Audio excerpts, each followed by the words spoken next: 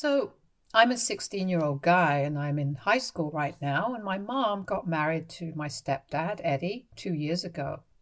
My mom is 40 and he's 42 years old, and my parents never got married.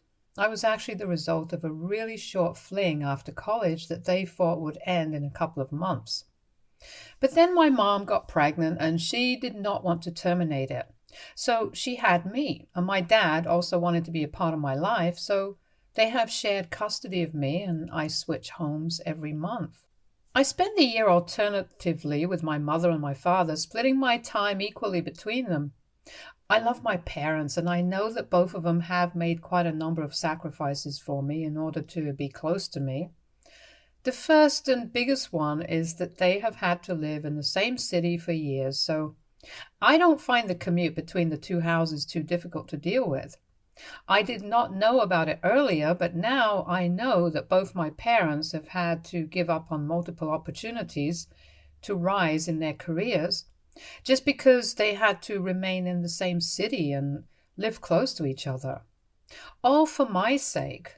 My mom apparently also had to reject several men who were head over heels in love with her because of the child, because she wanted to focus on raising me instead of getting married and having to deal with having a husband and balancing her work life and her personal life and all that jazz. I know these things now thanks to Eddie, indirectly, because he's not exactly the best stepfather that one could ask for, and my mother has had to tell me all of this in order to make me accept him, because she thinks that if she could make so many sacrifices for my sake, I should be able to return the favor, at least a little bit, and accept Eddie. And I don't know how that works because I did not ask her to make these sacrifices for me. She could have easily just terminated the pregnancy or just let my father take over raising me entirely. But anyway, I never argued with her about any of this because I love her and I want her to be happy. So I was ready to accept Eddie, even though he was not a very nice guy. And by not a nice guy, I don't mean that he is mean to me in any way whatsoever. I just mean that he doesn't like me and he doesn't bother to hide it. I don't know what kind of 42-year-old has issues with a 16-year-old guy, but he definitely does. I don't know why he doesn't like me because I never did anything to piss him off, and as a matter of fact, I have always tried to be nice to him because that's how my family has raised me, to be nice to everybody, even when they show you that they don't like you.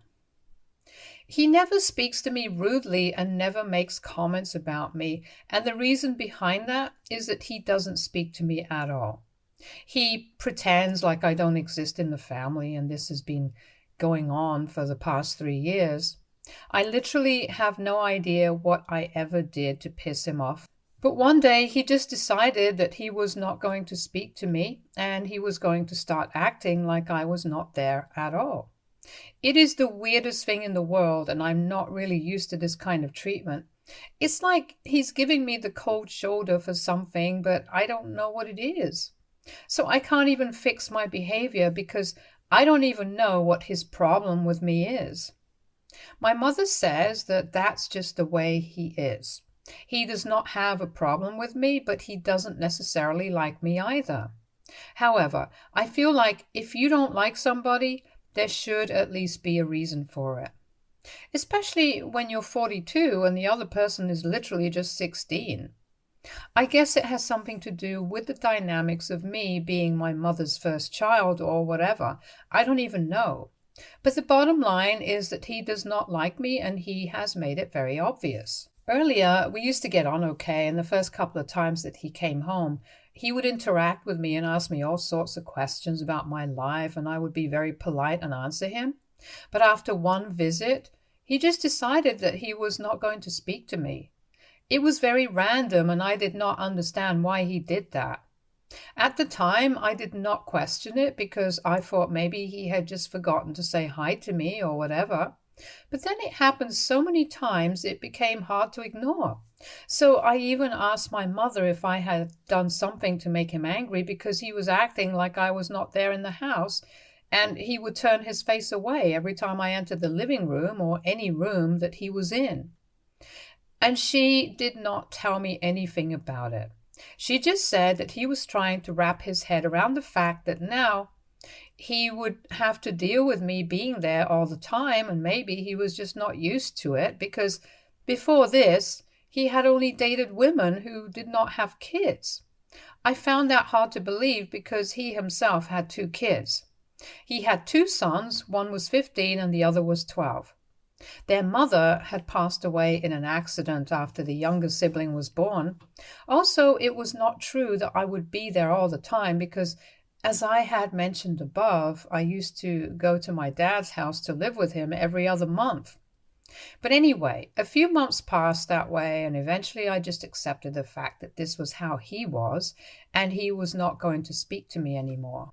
After a year of being in a relationship, he proposed to my mother, and they got married a few months later. After their marriage, Eddie moved into the house with his kids. Before that, I had only met his children a couple of times, and even they had been taught by their father not to speak to me. It was just so crazy, and I don't even know how I dealt with that for so long, for years, as a matter of fact. Before getting married, Eddie and my mother used to live separately because Eddie's mother was really sick, and she used to live with them. But after they got married, he decided to move her in with his sister so she would be able to take care of her. And he moved in with my mom into our house with his children. I don't know if any of you guys have ever experienced this, but it's really not easy to live in the same house with a bunch of people who won't talk to you and pretend that you don't even exist. But I had to put up with that. And it made me feel really bad because I felt like I was a criminal of some sort, judging by the way they treated me. And the worst part was that I never got to find out what I did wrong in the first place. I still have no idea, but at least I'm not living with them anymore, so it doesn't matter. Anyway, years passed and their behavior did not change, even though I got used to it. I was already used to Eddie not speaking to me whenever he would come over to visit my mother, which was quite frequent. And after they got married, I got used to him and his kids living in the same house with me and not speaking to me. Every time I would go to my mother's place, I would have to prepare myself mentally to only talk to my mother for the next couple of weeks. She was the only person who would speak to me in that house, and everybody else pretended like I was not there, like I was invisible. It was hurtful, but I did want to spend time with my mother. So I had to deal with it because I knew that she was not going to talk to Eddie about it. Trust me, I had tried to convince her innumerable times to talk to him about it and get to the bottom of this, or at least try to solve it. But she told me that she had already spoken to him about it, and there were a couple of personal reasons that she could not disclose to me, which is why he refused to acknowledge my existence in the house. And she could not do anything about it because she understood where he was coming from, and she also understood why I felt bad about it, but I would just have to suck it up and deal with it. If I tried to argue with her and stand up for myself, she would get all emotional and tell me that I was being ungrateful because I was overlooking the fact that she had made so many sacrifices for me. So I could surely just give Eddie a pass for behaving with me the way that he did and just deal with it for her sake. I wanted to fight with her, but I did not want to hurt her feelings. I never even told my father about any of this because I knew that if he got to find out about it, he would be very upset and would definitely drag my mother for this. They were very different people and had very different ideas on how to bring me up. So they kept having little arguments and fights, but I knew that something this huge would probably lead to my father filing for full custody or something extreme. I did not want to stir up drama, so I avoided telling him and pretended that everything was fine with my mother and her new family. Eddie and my mother had been together for 1 year before they got married. And it has been 2 years since they have been living together. So I have been putting up with this sort of behavior for 3 years now, and I have been pushed to my limit and stretched very thin. Recently, what happened was what really pushed me off the edge, and I decided that I was no longer going to put up with this. Last month, I was supposed to be spending the month at my mother's house, and as usual, Eddie and his kids had been ignoring me. I was already going through a rough patch because I had been fighting with a couple of my friends from school, and I was really not in the right headspace at the time. So, about 2 weeks ago, when I woke up one morning and I realized that the house was absolutely empty, I started losing my mind over it. Even up until the night before, everything had been normal, or as normal as it gets in my mother's house. They had been all talking to each other and ignoring me, but there was no mention of them going anywhere at the time. But when I woke up the next morning, I saw that the house was empty, and I immediately called my mother up to ask about it. I had no idea where they were, but thankfully, my mother did answer the call. When I asked her what they were playing at, she told me that she, Eddie, and the kids were going out on a little trip for the week and asked me to stay in the house and take care of it. I'm on summer break right now, so I don't have school and I don't really have to go anywhere, but I don't think it's appropriate to leave me at home all by myself and expect me to act like a watchdog. I was not on board with that plan, and I told my mother as much, that I was not ready to stay at home all day and watch the house.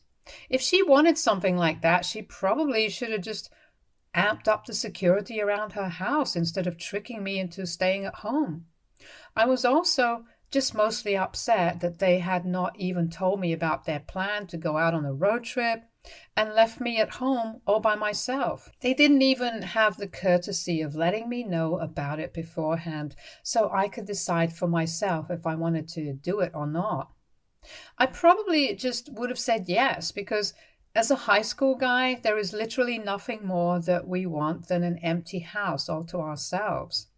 I probably would have invited a couple of my friends over and lived it up for a few days, but I was so pissed off that I didn't even feel like doing that because my mother was treating me like crap and it made me feel really bad. I was also fighting with my friends, so I did not really have anybody to invite at the time, and I was just going through an overall bad time, and I told my mother that she needed to apologize to me for doing this.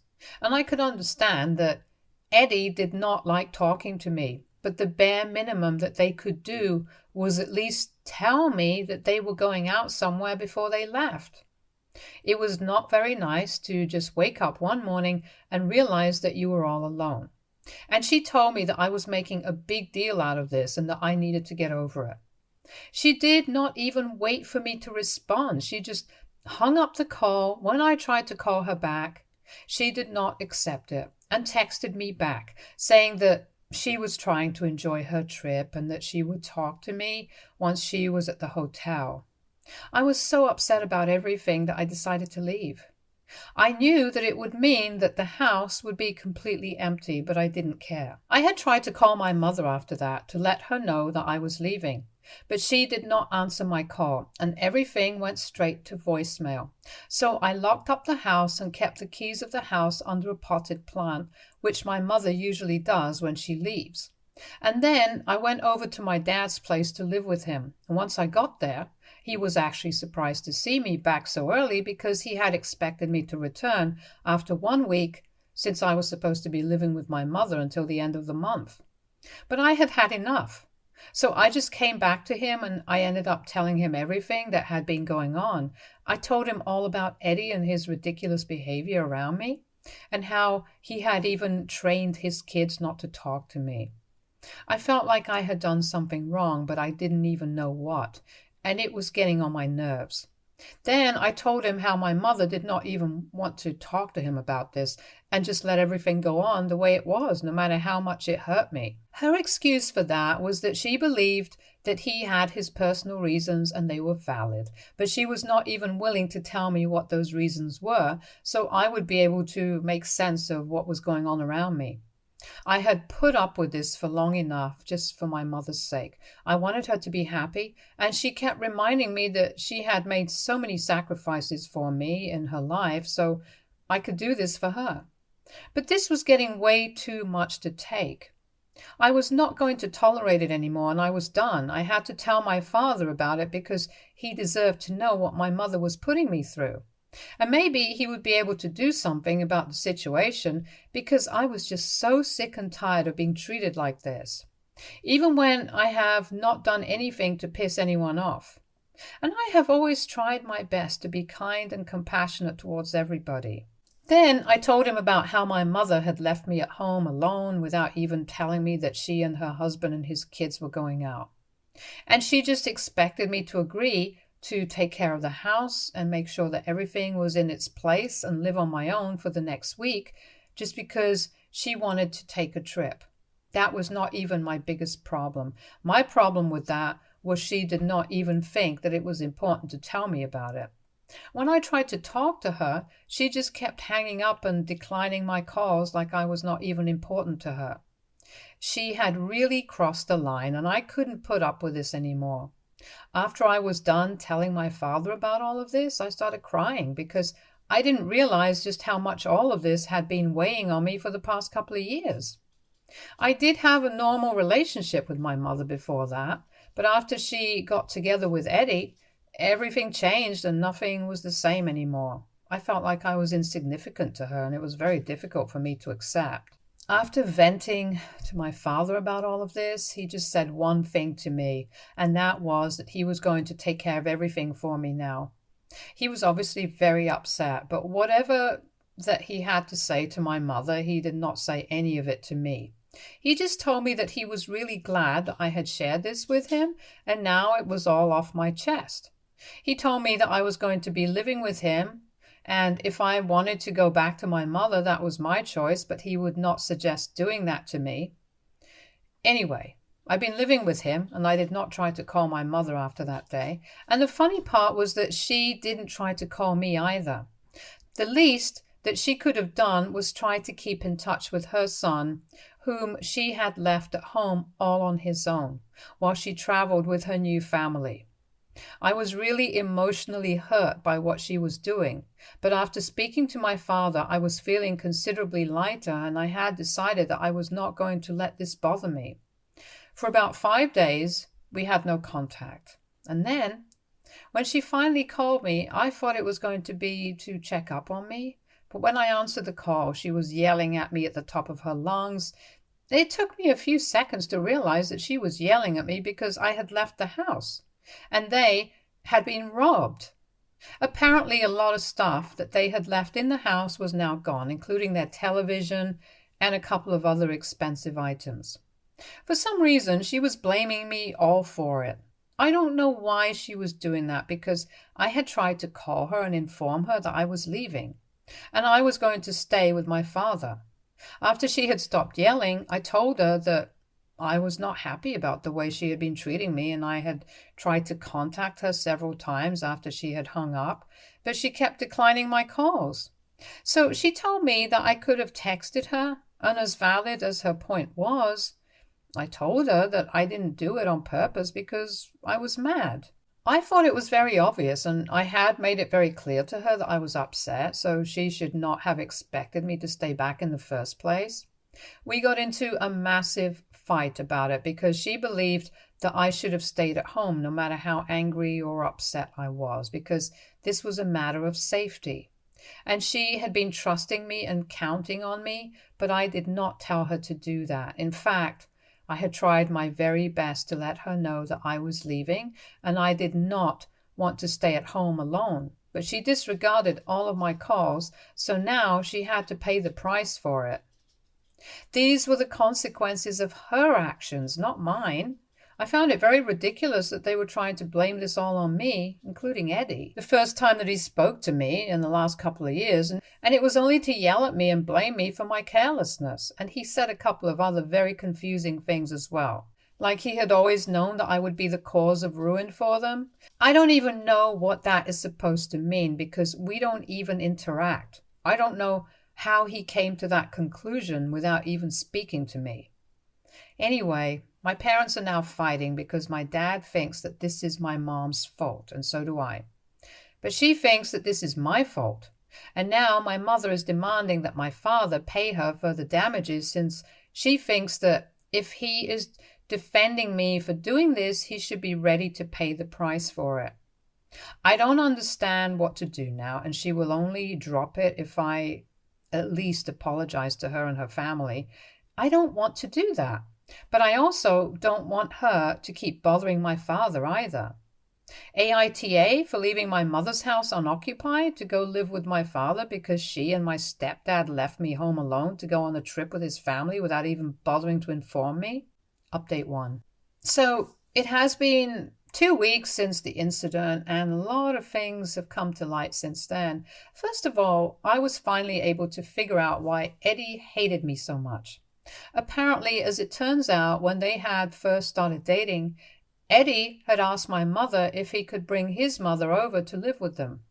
My mom had said no because she was not comfortable with the idea of them moving in together so soon, and definitely not okay with the idea of her mother-in-law, who was ailing, to come live with her.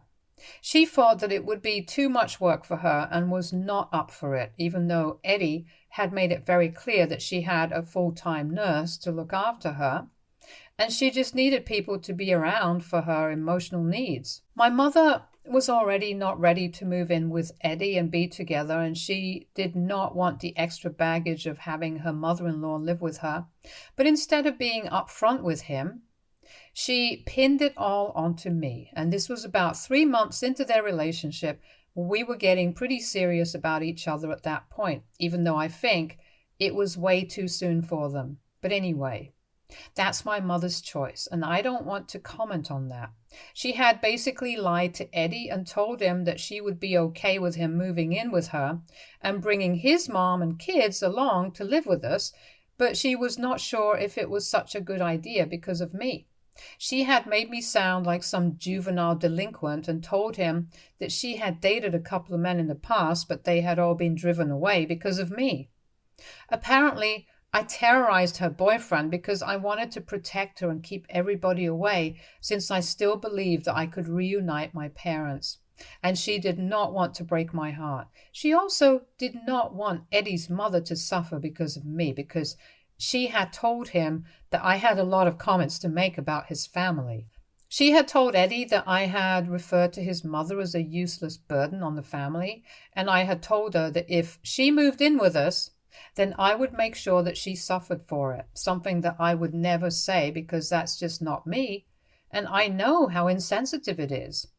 And apparently I had referred to his kids as little evil goblins who were going to ruin our family. Obviously, after that, he had stopped interacting with me at all because he did not want anything to do with me. He had actually believed my mother, even though I had always acted very normally around him, and he had no reason to believe her. I found out about it a couple of days ago, since Eddie had been pushing my mother to disown me and cut all ties with me because of what I had done, and thought that it was about time. But she did not want to do that, so she finally had to come clean to him, and now they are living separately because Eddie could not believe that he had been treating me so badly over a bunch of lies that my mother had fed him, just because she was too afraid to tell him the truth, that it was she who was against having his sick mother live with them and not me. In that email, he even mentioned that he would not have had an issue if my mother had been honest with him and told him that she did not have the bandwidth to deal with a sick person in the house. And he would have just spoken to his sister and made sure that they took turns taking care of their mom. But she chose to lie to him and made up such a horrible story about me that he believed and kept mistreating me. He sent me an email to apologize to me for everything that he had put me through and hoped that I would forgive him. I have not responded to it yet because I don't know how to feel about any of this right now, and I just want to keep my head clear and not think about any of this at the moment. But anyway, that's why he had been mistreating me for so long, and my mother had been allowing it. In fact, it had been working out in her favor perfectly, and she had been feeding him all sorts of lies about how I kept getting in trouble at school, and he never even questioned it because he trusted her blindly. We never spoke, so he never found out that I was actually quite a normal guy, and that kept my mother's cover from getting blown. She is one twisted lady, I have to say that. My father is now filing for full custody after we got to know all of this, and my mother is devastated because she claims that she loved us and wanted us to be a happy family together. But I'm sorry, you can't have a happy family on your own terms and ruin everybody else's life. Update 2. So apparently not only is my dad filing for full custody, but Eddie is also filing for a divorce.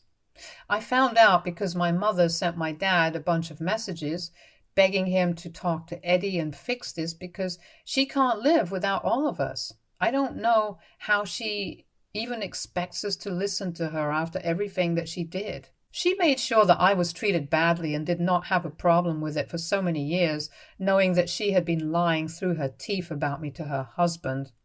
I would pray that no person ever has to suffer something like this at the hands of their own mother. I kept wondering about what I did wrong and why I was being hated by her husband and his family for no reason all this way. She just cared about herself and nothing else. I have blocked her everywhere, and I don't want to speak to her ever again. I had been putting up with a lot of crap for the past few years just because I loved her, and I wanted her to be happy. Clearly, she did not feel the same way about her own son and only cared about her own happiness. So that makes the two of us. Both of us put her happiness first. Well, not anymore. Update 3. It's official. Eddie has filed for a divorce. That is literally all that people are talking about right now. My family and a couple of common friends that my parents had. My mother is dealing with this in a very weird way by posting sad quotes on social media, which I have been receiving screenshots of from my cousins. I don't know what she expects, but that's definitely not going to help. She dug her grave, and now she has to lie in it. Update 4. So my dad has full custody of me now. It has been a couple of months, and my mother put up a good fight, but unfortunately the divorce and everything made it super complicated for her. And we had all the proof of what she had put me through, so she really didn't stand a chance. But her lawyer managed to stretch the case out for a couple of months at the very least.